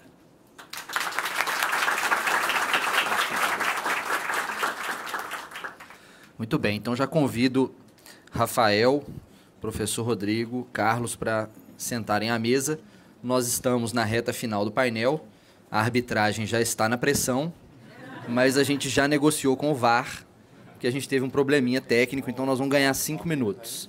Queria dar a oportunidade para vocês, tem uma lista aqui de umas 15 perguntas, mas eu vou abrir mão para prestigiar a opinião de vocês. Importante, pergunta no microfone, porque está sendo gravado, e também já deixo aqui o convite para o próximo painel, que vai ser no auditório principal, com o professor Renato Giannini, que já está entre nós. e vai nos abrilhantar aí com o encerramento do evento. Além do que, teremos sorteios também lá no palco principal. Então, sem muito mais delongas, só levantar a mão, a gente leva o microfone. Já temos uma aqui, outra, mais uma, para fechar 3. Mais uma aqui, ok. Então, só falar o nome, a fundação que representa e a pergunta direcionada, já agradecendo aqui os nossos painelistas pela explanação. Boa tarde, Guilherme Goldani, da FAIF Sul, Fundação de Apoio lá de Pelotas, Rio Grande do Sul. A minha pergunta, acho que é direcionada aos 3 palestrantes. A partir do momento que as fundações elas desempenham atividade econômica como fontes alternativas de receita, elas entram no mercado e passam a ser concorrentes de outras empresas do segmento aos quais ela está atuando. E a gente sabe, né, e isso foi bem explanado, que em nenhum momento as fundações se dissociaram da sua essência estatutária, né? E, com isso, elas podem, inclusive, carregar os benefícios que a lei as confere, especialmente os benefícios fiscais, né? E fundações que têm imunidade tributária, por exemplo, não pagam a cota patronal de uma folha de pagamento que representa 30%, né, de uma folha. A minha pergunta é nesse sentido. Vocês conseguiram, nessas atividades, carregar os benefícios que uma fundação tem por ser uma fundação de apoio? Houve questionamento dos órgãos de fiscalização, em caso positivo, ou em relação à concorrência no mercado, né? E eu faço essa pergunta porque lá na nossa cidade, a nossa fundação fazia a gestão da farmácia escola, que era uma farmácia de manipulação de medicamentos para levar ao hospital escola, uma complementação do hospital escola. Acabou crescendo com muita força, né, no mercado, constituindo uma marca própria, né, mas tinha uns benefícios, como, por exemplo, a cota patronal, a ausência de aluguel. O mercado local começou a se voltar contra, o caso foi parar no TCU, e o TCU mandou fechar a farmácia escola. Claro, isso nós estamos falando em 2010, numa época em que os entendimentos não eram tão consolidados como hoje, né?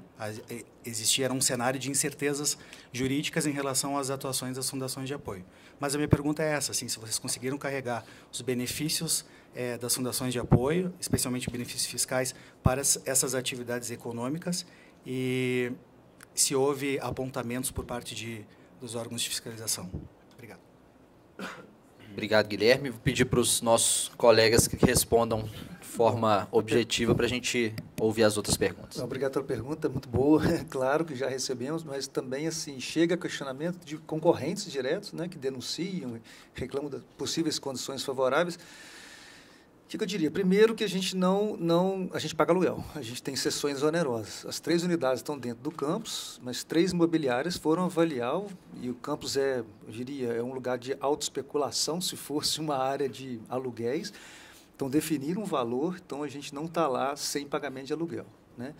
A isenção dos impostos federais, a gente goza e tal, mas a gente tem geralmente uma contrapartida. Eu vou até dividir minha resposta com o meu diretor administrativo financeiro na parte patronal, mas assim, a gente poderia perguntar o quanto que o papel das nossas atividades que não há da unidade de projetos contribuem, né, para a própria universidade, porque a gente retorna para a universidade parte importante do superávit, e também as atividades todas que são feitas, né, assim, a gente não pode entrar em detalhes que você nunca vai provar, mas a sanidade no pagamento dos demais tributos ela é 100%, né? A gente, como que ser empresário, que eu mais escuto de empresários é como é que eu faço para lidar com tanto imposto no Brasil.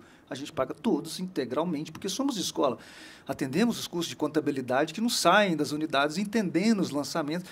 Então, assim, também tem um tipo exemplar de trabalho na sociedade que eles não se equiparam. Então, isso sumiu.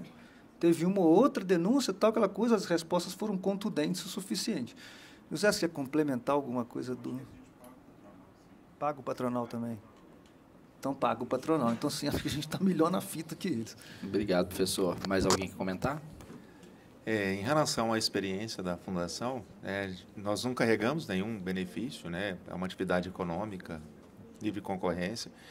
E quando que o Conselho da FAO decidiu pelos aluguéis das salas, e agora, recentemente, pela criação do cowork, foi tudo discutido com a promotoria na Curadoria das Fundações e não colocaram nenhuma objeção na atividade. A Fundepar é uma empresa separada, né? É um outro CNPJ, então a gente não carrega nenhum tipo desse benefício, é uma gestora de recursos como qualquer outra. O que a gente, agora virando a página, o que a gente carrega é o DNA, digamos assim, né? Então a gente está alinhado com o princípio de atuar com empresas oriundas de universidade. E aí a gente tem todo o benefício, todo o respaldo de ter, por exemplo, uma coisa na nossa origem, que foi a confiança dos pesquisadores a trabalhar com uma gestora de investimento no início. Houve muita confiança de abrir as tecnologias, de vir buscar recursos, porque era a Fundep. Então, quando eles viam a Fundepar, por mais que fosse um CNPJ diferente, a Fundep Participações. Então, é no mesmo prédio, no mesmo local, dentro do campus. Então, a gente conseguiu receber por osmose, essa confiança que tinha. E, no meu ver, isso foi mais valioso que a gente do que qualquer tipo de benefício. E com relação à concorrência, a gente é muito específico em nicho, tá? Existem outras gestoras que falam que investem em empresa de base tecnológica. Eu já falei isso em diversos lugares, tirando a humildade, né, de lado. Eu desafio alguém a ter o mesmo perfil de portfólio, de base tecnológica que a gente tem. Às vezes a gente vê 10% do portfólio, dinheiro indo para fundos muito maiores, mas a gente é bem específico com o nosso propósito. Excelente, obrigado, Guilherme, pela pergunta. Vamos passar para a próxima. Boa tarde a todos. Klinger, da Facto, da Fundação de Apoio do Instituto Federal do Espírito Santo. Acho que minha pergunta vai muito no sentido do colega da FAIFSO e aí para a FUNARB, que vocês são um caso completamente atípico, pelo menos na minha visão.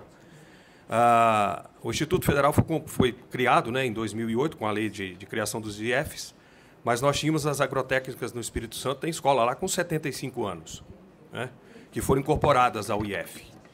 E essas escolas, elas são produtoras, a exemplo de Viçosa, de produtos em função do ensino, da pesquisa, da extensão.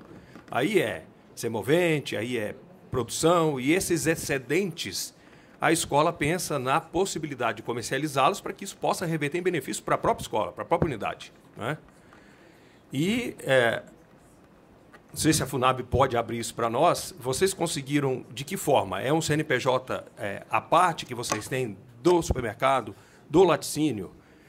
Como é que fica a questão fiscal do ICMS? Porque a gente tem, né, pelas prerrogativas, aí, algumas isenções, mas transformar a Fundação de Apoio em um comércio, minha contabilidade está batendo a cabeça lá para ver se a gente resolve isso, e está difícil. Então, eu não sei se vocês conseguem trazer para a gente aí algumas informações mais claras a respeito. Agradeço já de antemão. Obrigado, Rodrigo. Tá, obrigado. Bom, meus colegas aqui me ajudam na complementaridade, mas o que eu diria é o seguinte: nós somos organizados como grupo em filiais. Então, tem o CNPJ da FUNARB, unidade de projetos, e a gente tem as demais unidades, inclusive o que coordena as webs, com os CNPJ específicos. Tá? Mas paga-se ICMS, paga tudo normalmente. O mercado paga o que tem que pagar e o laticínio também, o que fica isento são os impostos federais. Então, quanto a isso, não tem mudanças, não. Por exemplo, um possível empecilho que foi originado lá na denúncia, Ministério Público Estadual, que vela as fundações. Ele foi entendendo a situação, as circunstâncias. Quando a gente cria um modelo junto da universidade de liquidação dos excedentes de pesquisa, estava todo mundo, né? TCU, Ministério Público Federal, Ministério Público Estadual, o juiz que estava já envolvido com a causa. E foi uma das experiências mais ricas que eu tive, que eu tenho escutado em todos os anos, em todos os encontros do COFIS, e o caminho é esse. Quando nós conseguimos mostrar para todos eles o que é uma pesquisa, o que é o papel de uma hipótese, o que é uma metodologia experimental e suas incertezas, e quanto que isso gera resultados não projetados no início, e quanto isso é potencialmente transformador da economia e do Brasil. Então, quando todo mundo entendeu que o importante era, não pode, você vai acabar com cursos de excelência. Nós temos uma fonte de renda importante para esses locais. Então, assim, a regulamentação não foi complexa quando eles entenderam que existe uma realidade além das leis. Então, tem uma pergunta que a gente estava discutindo anteriormente, junto ao Bruno, assim, qual que é o maior empecilho? Para mim, o empecilho sempre vai ser cultural, não é legal, não é jurídico, porque antes dele está o ser humano. E a cultura com que as pessoas são formadas é que fazem elas apaixonarem pelo não, com muita segurança das leis, ou entender para que a gente está junto, né? Para transformar o quê? Quando a gente olha nos produtos e suas possíveis transformações, é um problema de você estar focando nos meios ou nos fins. As leis viraram fins. E elas são meio. Você está entendendo? Então, assim, quando a gente ampliar, né, professor Antônio, a gente tem discutido muito isso, levar mais essa discussão, que eu escutei aqui também no Confins, nesse encontro do IFASUD ontem e hoje, eu acho que está aumentando o número de vozes para isso. E a tendência é a gente conseguir. Quando o nosso promotor foi à FUNARB, eu levei ao laticínio, e a gente meio apreensivo, né? Porque, nossa, negócio relativamente grande, uma fundação. E ele saiu de lá assim, eu quero saber se os outros campos da universidade têm essa mesma estrutura, que se não tiver, você tem que colocar. Porque o tipo profissional que vocês estão colocando no mercado com isso daqui tem que ser homogêneo nas demais unidades da Universidade Federal de Viçosa. Nós saímos com, sabe, uma leveza, falou assim, esse é o rumo, porque ele teve a sensibilidade. Mas basta mudar, ele está para aposentar, que tudo pode voltar a ser como antes, entendeu? A gente fica nesse fio da navalha, infelizmente, né? Mas, assim, para a gente hoje é uma coisa muito tranquila. Se não imagina, a gente já está exportando doce, a gente tem planos de ampliação, e isso reverte para a universidade. Assim, para a gente, essa ideia da taxa, a gente nem fala essa palavra na FUNARB, até a ideia de doa, essa visão de você ter que recuperar o que você gastou, isso é coisa tão insana para quem é do mundo, como eu sou, da gestão, isso é tão completamente sem pé nem cabeça, então não existe. Eu escutei muito bem aqui hoje, se a gente não puder ser remunerado pelo que a gente faz, você não consegue ser excelente, você vira um parasita da ICT, aí você acaba, entendeu? Então, assim, ou tem ou não tem. Obrigado, professor. Só antes, algum comentário da mesa sobre a pergunta? Não? Só para a gente ir para a última pergunta, só um último comentário sobre a mesma. Só para complementar mesmo o que o Rodrigo disse, né? Na minha visão, assim, o movimento ele tem que partir do instituto, da universidade. O movimento tem que partir da instituição. Claro que a fundação junto, né, para gerenciar, mas o movimento ele não tem que partir a partir da fundação, tem que partir a partir da instituição. Por quê? Porque a instituição ela não produz café e a gente comercializa café. A instituição faz pesquisa. Só que fazendo a pesquisa vai ter algo que vai derivar daquilo, o café. E o que a gente vai fazer com esse café? Vamos jogar fora, vamos enterrar, vai ser um problema ambiental. Então, isso é algo que a gente precisa, a gente tem que tirar assim, a palavra produção, a instituição está produzindo, então não está. A instituição está produzindo pesquisa, está fazendo ciência, mas dali está derivando, está escoando um excedente. O que a gente vai fazer com esse excedente? Né? Então, essa questão é o excedente. Então, o movimento tem que ser junto, a partir da instituição, junto com a fundação, mas a partir da universidade ou do instituto. Né? Nós até encontramos uma forma de fazer, não como a de vocês. Nós até encontramos uma forma de auxiliar essas instituições, essas unidades que têm esses excedentes em função do ensino, da pesquisa, da extensão, mas não do modelo que vocês fizeram. Um modelo de projeto que a Procuradoria Federal entendeu que poderíamos iniciar. Que, quem sabe, isso pode depois levar a gente a passar de um novo patamar. Tá. Só lembrando que toda a UEP nossa tem um PRODIN, um projeto Sim. com vencimento anual, com tudo previsto. Isso. Só reforçando o que o professor Olinto falou, a importância é de ser um incidente de pesquisa, o café é de um jeito. Olha a diferença para a indústria. Os professores lá não estão educados com isso ainda. O café é bom agora, mês que vem pode ser uma porcaria, no outro pode não ter. Sim. Porque senão seria produto. Produto que é a indústria que faz, procurando homogeneização. A gente faz pesquisa, então pode ter uma porcaria semana que vem, pode ter uma coisa maravilhosa, pode não ter nunca mais, entendeu? Isso é importante. Obrigado, professor. Obrigado, Klinger, também pela pergunta. Vamos à última pergunta e a gente fecha o nosso painel. Obrigada por oportunidade. Queria agradecer esse momento. Infelizmente, me economizou uma visita. Eu sou Maria Eduarda, da captação lá da FEC, da Universidade Federal Fluminense, no Rio. E ano passado a gente estava organizando uma visita ao FUNARB, mas por alguns motivos não aconteceram. Infelizmente, essa excelente explanação talvez não queiram continuar. Exatamente. Eu queria agradecer, e a gente conversou muito aqui sobre o aspecto externo, né, para como a fundação, a instituição se relaciona com órgãos de controle e lá fora. E quando eu vejo vocês falando, eu vejo sempre na visão do futuro, eu fico assim, a FEC não vai conseguir. A gente assim não vai conseguir. Porque eu consigo antever alguns bloqueios internos, de visão interna de como a gente age, é cultura. Como o professor falou, é cultura. E lá ontem, quando a gente falou sobre atendimento de excelência com o coordenador, eu fico pensando se na linha de projetos, que como na divisão, né, unidade de projetos, alguma coisa assim, já eu, pelo menos eu, talvez só a minha fundação, ainda bem que minha superintendente não está aqui, pelo menos eu encontro e vejo muitos bloqueios na mentalidade de como agir. Às vezes usando as legislações como uma forma de, não, vou sentar aqui nesse processo, porque a legislação diz, não pensa fora da caixa. E semana passada a gente está num processo de rever nossos objetivos estratégicos, né? Acabou um ciclo, a gente está iniciando outro. E um dos objetivos estratégicos da captação, minha responsabilidade, é inovar nas formas de captação, recursos próprios. E o retorno que eu dei para o meu diretor-presidente, professor, a gente não tem estrutura para isso.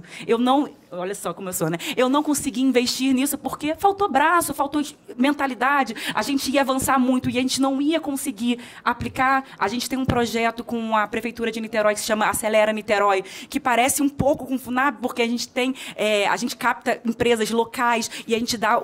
A gente pega o recurso da prefeitura e faz incubação, a gente faz todo esse processo, é bem bacana. 5 milhões só, é bem chutinho, mas a gente está começando.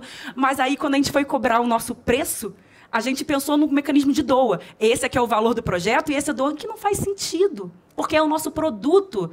A gente tem um setor de inovação, assessoria de inovação, mas a forma de contabilizar o recurso ainda não está entrando. E a forma, toda vez que a nossa assessora de inovação demanda alguma coisa internamente para compras, aí quando o Carlos falou sobre como o projeto, como funciona o café, eu fico duvidando. Mas as compras entram pelo gerente de suprimentos de compras da fundação e segue a lógica de projetos. Enfim, fiquei pensando em várias OBS que poderiam botar dentro da própria fundação. E a minha dúvida qual é a minha pergunta?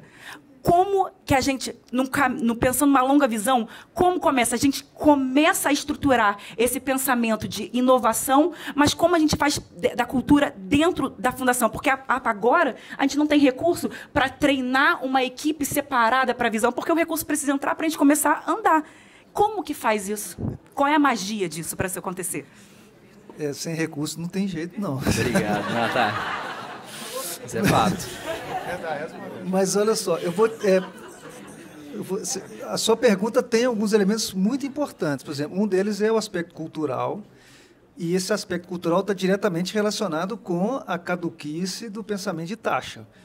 Porque como é que eu movimento uma equipe, torno uma equipe muito engajada no trabalho dela, né? Como é que eu invisto em tecnologia da informação e todo o custo que isso me traz, para manter a excelência, o prazer de trabalho, o resultado claramente perceptível, gerando indicadores em uma BI de alto... Como que eu faço isso sem recurso? Então, assim, mas se você começa a mudar a mentalidade, por exemplo, nós criamos um programa de inovação interna, muita melhoria processual nossa, nas 3 unidades, nas 4, inclusive, se a gente considerar o CSC, vieram de quem opera aquele lugarzinho que ninguém mais opera. Não é a gente que está na direção, quem está na jurídica, quem está nas coordenações, que opera aquele probleminha no teclado daquele tipo de coordenador. Então, quando se coloca de baixo para cima, as pessoas já se ativam, mas precisa de treinamento, precisa investir.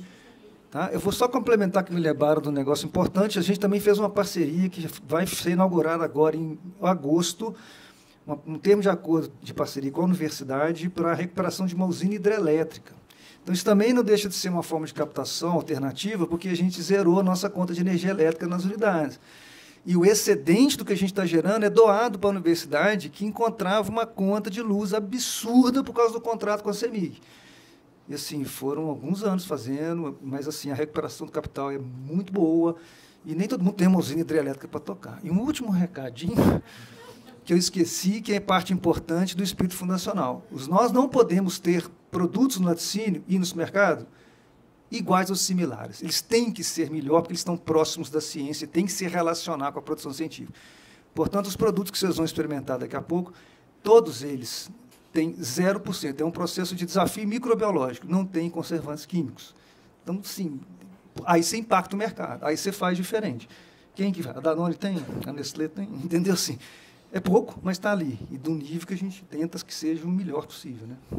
Obrigado. Os demais? Inclusive, Se já quiser, Rafael, já complementar a pergunta e já fazer suas considerações, a gente encerra com a fala de cada um.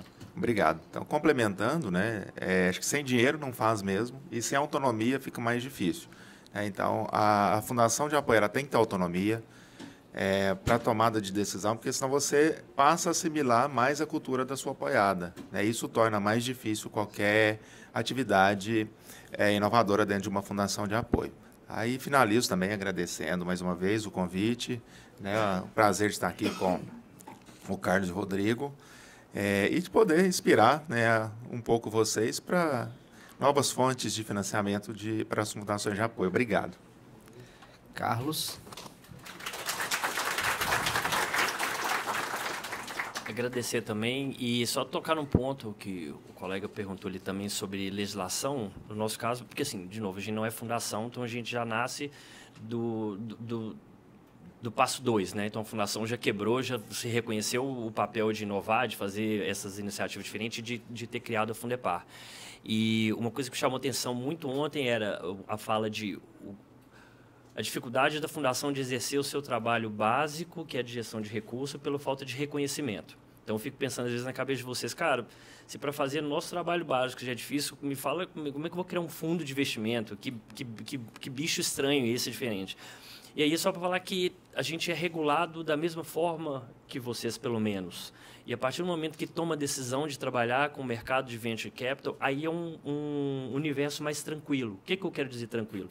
Existe regulamento, existe CVM, existe Ambima, existe um conjunto de normativas que define o passo a passo como que você faz. Então, a partir do momento que você definiu trabalhar com investimento de risco, se você fizer pelo caminho correto, não existe risco. O risco é da empresa não dar certo. O risco é inerente à aplicação do capital. Mas você tem todos os regulamentos, normativas, auditorias. Quando você fala de fundo de investimento, todo passo a passo, você tem a Fundepar, que é gestora, mas você tem administrador do recurso, você tem o custodiante, você tem as auditorias externas. Então, são 40 anos de legislação do mercado de capital que amadureceu e que tem todo passo a passo para gestão de recursos de terceiro. Então, isso é só para deixar um recado de que, caso exista a intenção de trabalhar com o mercado de investimento, de capital de risco, vocês não estarão desbravando algo novo. Existe uma estrada completamente pavimentada, adequada, e existem estruturas que já se replicam no mundo inteiro e no Brasil que permitem isso. Então, não é arriscado fazer esse tipo de atuação. E, mais uma vez, obrigado, pessoal, pela presença de todos. Foi um prazer aqui conversar com vocês. Até uma próxima oportunidade. Bom, obrigado, então, aos nossos especialistas aqui na frente. Agradecer também a cada um de vocês que dedicou o tempo para estar aqui conosco. Convidá-los para o nosso delicioso coffee break agora e a nossa palestra de encerramento com o professor Renato Giannini. E já aguardem na agenda, 15, 16 e 17 de outubro, Brasília, Congresso Nacional. Obrigado, pessoal.